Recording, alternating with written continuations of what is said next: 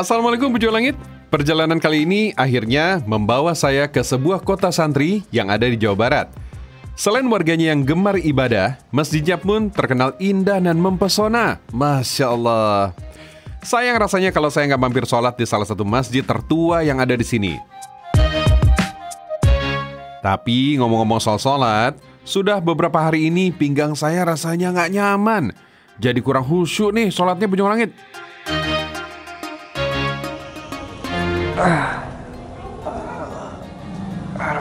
Sakit. Mas, itu kenapa? Aduh, pinggang saya pegel banget, Mas. Nyeri banget. Makasih banyak, Mas. Ayo, Mas. Alhamdulillah. Kenapa, Mas? Sakit ya? Iya nih, akhir-akhir ini kerjaan padat, udah gitu kurang gerak jadinya. Pinggang sakit banget. Ada kenalan tukang pijit nggak? Ada di sini, ada. Ada. Pijit yang dekat di sini depan.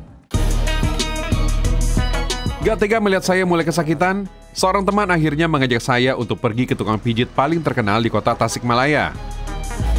Katanya sih, selain jago pijat, tukang pijat yang satu ini juga punya banyak amalan jalur langit. Aduh. Sakit banget ya. Itulah. Segitu. Cukup. Coba jangan dulu bangun, rasakan dulu aja dulu. Gimana sekarang? Udah lebih rileks ini, Pak. Iya, siap. Kalau begitu udah mulai bagus ya. Alhamdulillah. Nah, coba rasain. Nah, itu aja. Wah, bener Pak Edi. Tadi kayak agak nyeri tapi sekarang alhamdulillah loh. Udah lebih plong. Iya, mudah-mudahan untuk selamanya ya cepat sembuh ya. Amin. Sambil saya nunggu antrian yang lain. Iya. Silakan.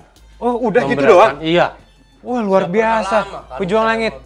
Ternyata benar kata orang-orang, kalau sakit tulang, pinggang, badan gak enak perlu dibetulin, datang ke Pak Edi Tulang katanya. Masya Allah. Sebentar aja Pak, tadi ada nyampe 2 menit kali ya? Enggak, kalau begitu kita karena waktu udah terlalu mepet, banyak pasien yang nunggu. Iya. Kita bisa bergeser dulu. Oke. Iya. Baik. Emang di sini ada acara lagi Pak? Banyak, khususnya kan nanti sore kan saya mau berangkat naik haji. Berangkat haji? Beneran nih mau berangkat haji? Makanya mohon dengan sangat saya minta doanya. Siap. Saya geser dulu deh. Agar saya dalam keadaan sehat, dikasih kesehatan sama Allah. Amin. Posisinya bisa melaksanakan haji yang sebenarnya dapat haji yang makbrul dan makbul. Amin. Persanding yang maha kuasa itu aja lah. Siap. Makanya saya mohon doanya dari saudara. Siap Pak Edi. Sambil nunggu ini antrian yang akan datang. Ayo, siap. Pak Kubu, kita. Allah. Ternyata loh, pas banget nih Pak Edi mau berangkat haji sore ini. Saya kira nggak ada kegiatan lain. Mungkin ada rezeki untuk Bapak ya. Wah, amin Pak Edi. Doain Pak Edi. Amin. Semoga saya bisa menyusul dalam waktu dekat. Amin.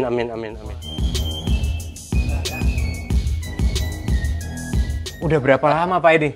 Apanya? Daftar hajinya? Daftar haji saya dari umur 2013 saya daftar, baru sekarang keangkat sekarang 2025, 12 tahun kita 12 tahun, termasuk cepat Pak ya?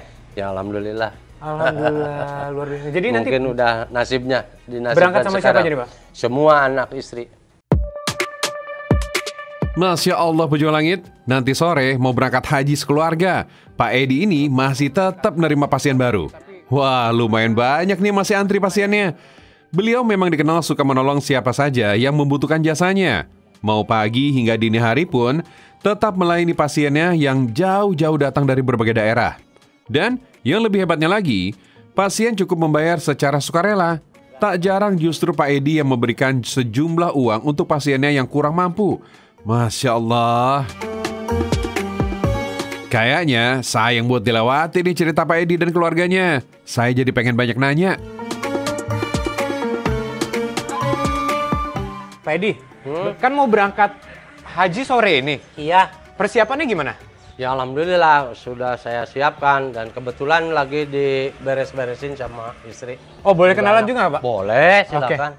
Wah, silakan Pak. Sini Mak. Iya. Assalamualaikum Bu. Waalaikumsalam. Salam kenal Anof. Dengan Bu siapa? Bu Deni. Bu Deni. Alhamdulillah Bu, saya bisa main langsung ke rumah nih. Dan tadi kata Pak Edi katanya sore ini mau berangkat haji. Iya betul, kebetulan saya berangkat sekeluarga, Masya alhamdulillah. Allah, alhamdulillah. Berarti ini sekarang lagi repot-repotnya dong mempersiapkan semua hal yang dibutuhin. Iya. Wah, berarti apa nih? Sekarang kain ihram udah siap semua ya? Udah kan ihram udah siap semua. Nah, boleh nggak saya bantuin? Oh, Boleh, boleh. Nggak apa-apa ya? Enggak. Alangkah bahagianya. Ada yang bantu. Boleh, boleh, boleh. Terasa Ya. saya udah lelah. Ya, alhamdulillah. Oke. Mari. Ayo, Boleh. mari. Pejuang Langit, gak terasa ya, memasuki pertengahan bulan Mei tahun ini, keberangkatan jamaah haji gelombang pertama sudah mulai berjalan. Saya selalu merasa bahagia, sekaligus terharu kalau melihat ada saudara-saudara kita sesama umat muslim yang akan menunaikan rukun Islam yang kelima. Masya Allah. Jadi kepo nih saya, pengen lihat persiapan keluarga Pak Edi yang nanti sore akan memulai perjalanan ke Tanah Suci. Kira-kira amalan apa saja yang mereka jalankan sehingga bisa dapat kemudahan dari Allah Subhanahu wa taala berangkat haji sekeluarga dengan waktu tunggu relatif singkat. Melihat antusiasme dari wajah mereka, menyiapkan deretan koper haji bikin hati saya ikut bahagia. Alhamdulillah, ini kan Masya Allah nih. Kalian alhamdulillah dapat rezeki berangkat haji bareng sama keluarga. Nah, apalagi ini kan waktunya juga nggak terlalu lama, Bu. Iya. 12 tahun ya? Iya, 12 tahun. tahun. Nah, saya pengen tahu nih. Kalian sebagai anak-anak tentunya pasti punya amalan masing-masing juga nih. Mungkin si abang sama si ade kan pasti ada amalan-amalan juga yang rutin dilakukan. Kalau dari abangnya gimana nih? Kalau saya mah paling bersolawat aja ya setelah sholat mungkin, terus sedekah subuh juga. Wah, alhamdulillah. Rutin berarti ya dikerjakan? Insya Allah. Alhamdulillah. Nah, kalau Teteh gimana? Kalau aku pribadi, saya sering melakukan zikir setelah sholat wajib ataupun sholat sunat. Oh, baik. Masya Allah.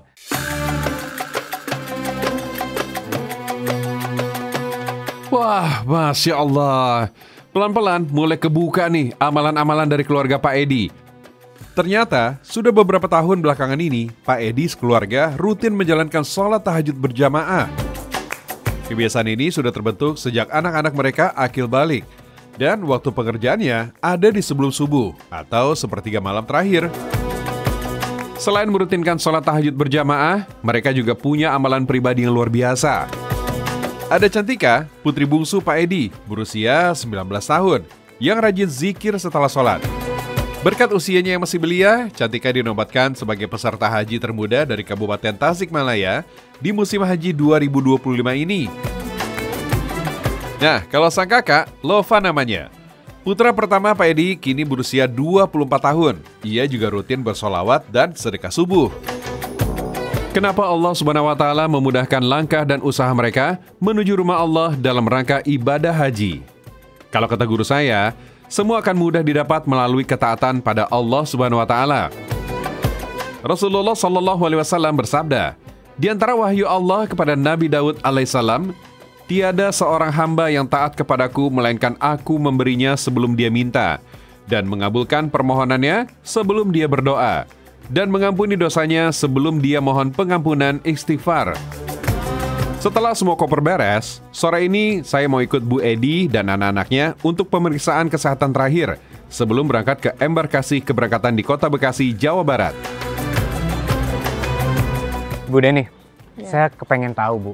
Gimana sih, Bu, caranya tetap istiqomah, tetap bersabar? Kan Papa ini kan seorang tukang pijet. Iya. Tapi alhamdulillah bisa berangkat haji satu keluarga. Iya. Itu gimana caranya, Bu? Kesabarannya, istiqomahnya Ibu, Bu? Selalu berbagi rezeki sedekah sama orang yang lain, apalagi sama anak-anak yatim piatu. Masya Allah. Jadi kan tadi Bapak juga sempat bilang, katanya Bapak itu mijet orang juga karena Allah. Iya. Nggak mikirin katanya bayarannya berapa Iya. gitu-gitu. Itu kan saya mikirnya gimana dapat penghasilannya, Bu? Kalau dibayar dengan seikhlasnya. Kalau dibayar dengan seikhlasnya mungkin udah rezeki Allah ada aja gitu ya. Meskipun malah Bapak kalau ada yang nggak punya uang misalkan, malah dikasih kasihan. Kalau punya ongkos buat pulang kasih gitu. Oh, malah Bapak yang ngasih uang? Iya, apalagi anak-anak santri kan sini ada santri muda. anak-anak kan banyak yang suka sepak bola, apa gitu, olahraga keseleo. Iya. Pada datang ke rumah, udah sana aja, langsung sepak bola lagi. Suka, nih Pak, nggak usah, biar buat jajan aja. Gimana supaya apa ya, Allah mudahkan nih jalan menuju Baitullah? Apa amalan rutin yang Bu Deni lakukan? Amalan rutin yang saya lakukan, saya selalu berdoa, apalagi sholat duha, jangan ketinggalan. Setiap sebelum berangkat ke sekolah, saya sempatkan sholat duha dulu. Oke. Terus, Ini Ibu berangkat ke sekolah, Ibu berprofesi jadi guru? ya, saya jadi guru SD, Guru apa kalau boleh tahu, Bu? guru olahraga. Nah tadi sholat duha, habis itu apa lagi, Bu? Terus ngasih uang jajan lah, biarpun hanya sedikit gitu kan. Di sekolah saya ada yang anak yatim, ada yang piatu. Mungkin kalau buat yang punya mah sedikit gitu, tapi kalau yang nggak punya mah dikasih uang jajan cuma 15.000, itu begitu berharga mungkin buat mereka, meskipun hanya buat jajan. Masya Allah, jadi rutin bersedekah, Bu ya? Ya, bersedekah. Yang namanya sedekah tuh tadi nggak mengurangi rezeki kita berarti ya? Alhamdulillah, malah mungkin Allah menambahnya lebih dari itu. Wah, salah satu buktinya ini ya, Iya, bisa berangkat haji bersama-sama. bareng-bareng sama keluarga. Iya. Pejuang Langit, di tengah panjangnya antrian haji reguler yang bisa mencapai puluhan tahun, Pak Edi dan keluarga justru dapat kemudahan dari Allah Subhanahu wa Ta'ala. Anak-anak mereka sudah didaftarkan haji sejak masih di bangku sekolah dasar. Saat itu, Pak Edi dan istri sangat yakin bahwa Allah akan mudahkan niat mulia mereka untuk berhaji sekeluarga meski baru mampu membayar uang pendaftaran. Masya Allah. Tak disangka, Pak Edi semakin dikenal sebagai tukang pijit dan ahli tulang yang mampu menyembuhkan banyak pasien dari segala kalangan. Tak jarang, pasiennya juga banyak dari kalangan pejabat dan kaum jutawan di Jawa Barat. Pak Edi yang menjadi tukang pijat keliling sejak usia belasan tahun, kini buka praktik di rumah dan bisa menolong ratusan pasien setiap harinya. Siapa sangka, berawal dari tukang pijit keliling, kini bisa menunaikan ibadah umroh hingga haji. Semua atas izin Allah Azza wa Jal. Saya semakin yakin di Pejuang Langit dengan nasihat guru saya, bahwa berusaha untuk memenuhi panggilan Allah ke Tanah Suci tidak akan membuat kita miskin. Sebaliknya, seperti yang dijanjikan Allah SWT melalui lisan Rasulnya, haji dan umroh itu justru bisa menghilangkan kemiskinan. Rasulullah SAW bersabda, "Ikutkanlah umroh kepada haji, karena keduanya menghilangkan kemiskinan dan dosa-dosa sebagaimana pembakaran menghilangkan karat pada besi, emas, dan perak.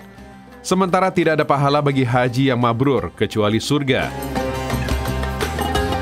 Kini, mimpi mereka sudah Allah kabulkan. Tinggal fokus ibadah dan menunaikan semua tahapan ibadah haji yang sudah ada di depan mata. Wah, abis cek kesehatan, alhamdulillah semua sehat. Sekarang mereka lanjut belanja tipis-tipis nih. Biar ibadahnya makin nyaman dan makin semangat ya. Meskipun saya cuma ngelihat persiapan mereka aja, rasanya udah seneng banget. Apalagi kalau suatu hari bisa ikutan datang ke rumah Allah ya. Doain ya Pejuang Langit. Alhamdulillah Pejuang Langit. Bu Deni dan keluarga tadi udah periksa ke klinik dan udah beli perlengkapan buat berangkat haji. Karena mereka akan berangkat haji nih nanti sore. Jadi insya Allah habis ini saya akan ikut ke rumah dan waktunya mereka siap-siap dan istirahat sebentar. Jadi kita langsung berangkat ya sekarang ya. Yuk, jalan yuk. Masya Allah, waktu yang ditunggu-tunggu akhirnya tiba. Sekarang saatnya Pak Edi beserta anak dan istri berdoa bersama keluarga memohon kemudahan dan keselamatan selama ibadah haji hingga kembali ke tanah air. Ini benar-benar momen yang mengharukan ya. Seketika tangan saya merinding dan takjub atas semua perjuangan yang sudah mereka lakukan sampai di titik ini. Kita semua tahu bahwa ibadah haji memiliki makna dan nilai yang sangat penting dalam agama Islam. Allah Subhanahu wa Ta'ala memberikan janji-janji yang luar biasa bagi mereka yang menjalankan ibadah haji dengan niat dan ikhlas dan mengikuti tuntunannya. Salah satunya adalah hadiah surga dan penghapusan dosa selama di dunia. Allahu Akbar. Rasulullah SAW bersabda, "Dan haji mabrur tidak ada balasan yang pantas baginya selain surga." Rasulullah Shallallahu Alaihi Wasallam bersabda, siapa yang berhaji ke Ka'bah lalu tidak berkata-kata buruk dan tidak berbuat fasik, maka dia pulang ke negerinya sebagaimana ketika dilahirkan oleh ibunya.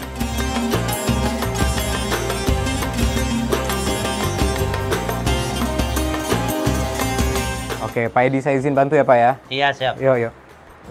Alhamdulillah. Masya Allah pejuang langit. Pak Edi mungkin hanya seorang tukang pijet biasa. Namun berkat ikhtiar dan kesabarannya, alhamdulillah sekarang Allah berikan rezeki bisa berangkat haji bersama satu keluarga. Masya Allah. Pak Edi, saya doakan semoga lancar Pak. Dan Amin. saya nitip doa Pak. Semoga saya juga bisa berangkat haji seperti keluarga Bapak ini Pak. Amin. Amin. Saya doakan doa semua bisa berangkat seperti saya. Amin, amin. Semoga nanti balik sehat juga Pak ya. Amin. Ya Pak.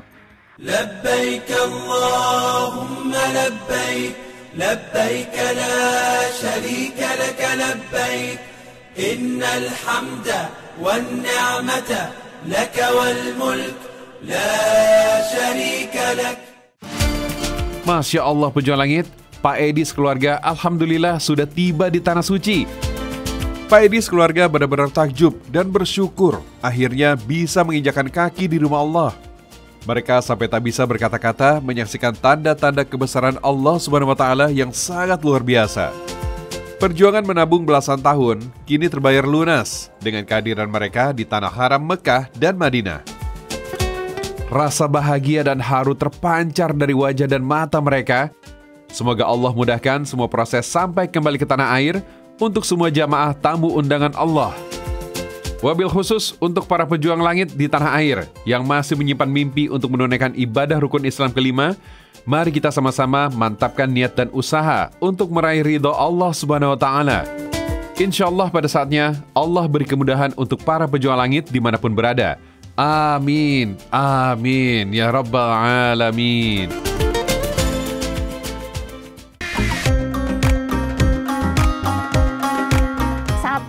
Ini kunci rahasia saya, jimat saya Mas Anof. Wah, apa ini? Itu adalah doa seorang ibu. Mas Anof boleh tahu ya, kalau Mas Anof tahu bahwa doa itu, ibu saya itu bukan ibu kandung saya, tapi ibu mertua. Doa itu yang sangat luar biasa.